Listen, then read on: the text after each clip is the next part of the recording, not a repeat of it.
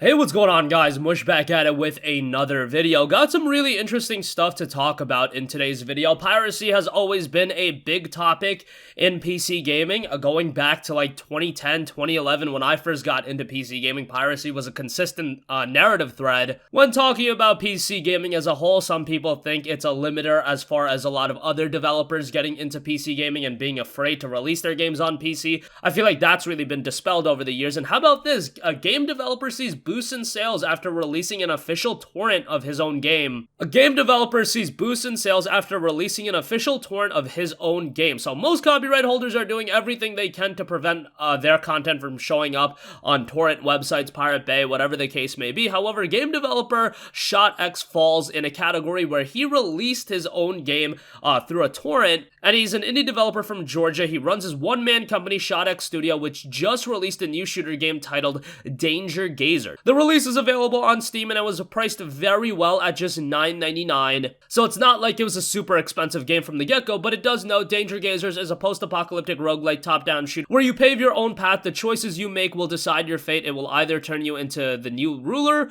or the ashes to be windswept away. So obviously, whenever these more niche and lower-key titles release on Steam, it's hard for a lot of them to find their footing. And even at $9.99, while that's not a steep asking price, ShotX realized that the average game fan might not have the financial means to try out or the time to, invest money in a new game, trying it out. There's a lot of hurdles in getting a lower key game over with a lot of the audience on Steam because there's just too many games coming out, or I should say there are just a lot of games coming out. Maybe the idea of there being too many games is a laughable theory, but whatever, there's a lot of games coming out and the competition is incredibly high. This prompted the developer to release a special edition targeting the pirate community. It's something he already planned to do with the game Contract in 2018, but that idea was canned after the Pirate Bay kept returning server errors. This time he was more successful, and late last week the torrent made its way onto the Pirate Bay carrying a special message from the creator. This is the latest DRM-free version of Danger Gazers 1.1.0.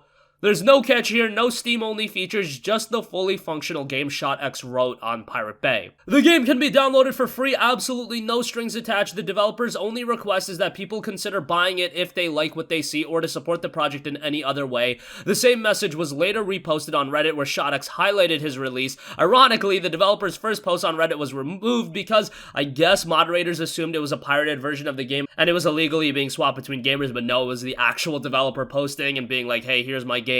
This is not the first time that a game developer has plugged his work on a pirate site, but it remains a rarity, and it's still something a lot of developers haven't gone the route. Obviously, if you're a bigger developer and you're investing, hundreds of thousands, even millions of dollars on your game, doesn't make a lot of sense to release your game on Pirate Bay and offer it for free and promote the fact that it's free. But ShotX noted, quote, "The decision to release a torrent came along with the memories of my time spent with the pirated software. I remember that I didn't feel any guilt at all as there was simply no other choice for me at the moment. Moreover, had I known that there were other options I could have supported developers with, I'd have done all I could without a second thought.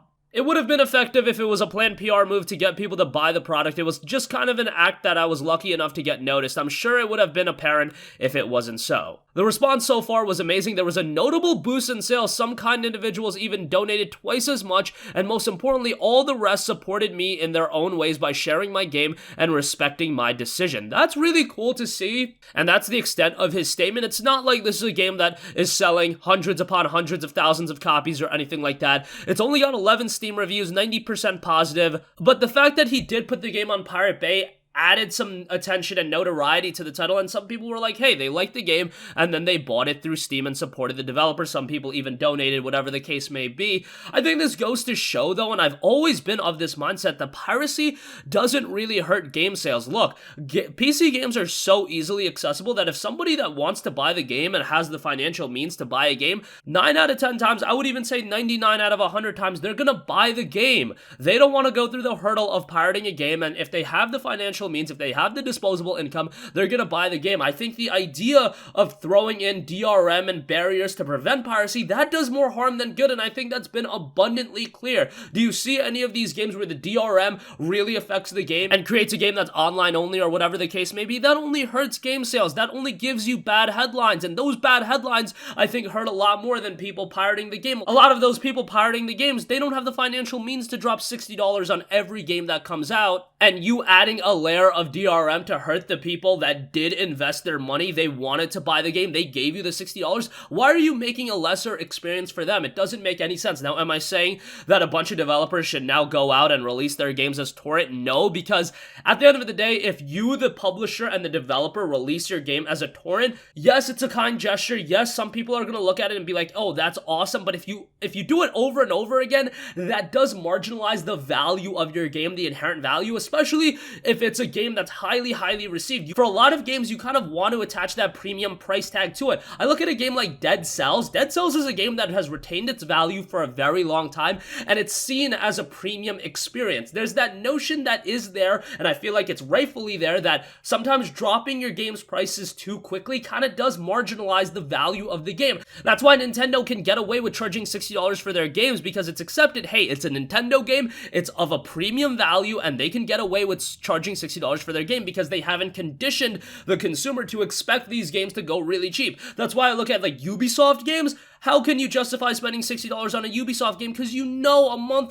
and a half later, it's going to be $20 to $30. Look at a game like Ghost Recon Breakpoint. That game came out in October, 3 months ago, and it's already down to like $15, $20. That's 25% of the initial cost. So we do have to look at it from all angles, this idea of, oh, let's just release our game for the cheapest price possible to sell as many copies. Yes, it can work at times, but at times it can also cause a perceived lower value of your game. In the case of Danger Gazers, look, he just wants more attention on the game, and what he did, offering the game for free, that is exceptional. The fact that game sales improved off of it, that is fantastic, and it shows that piracy isn't really a big deal, and honestly, for a lot of games, it could help them in terms of gaining attention and things like that.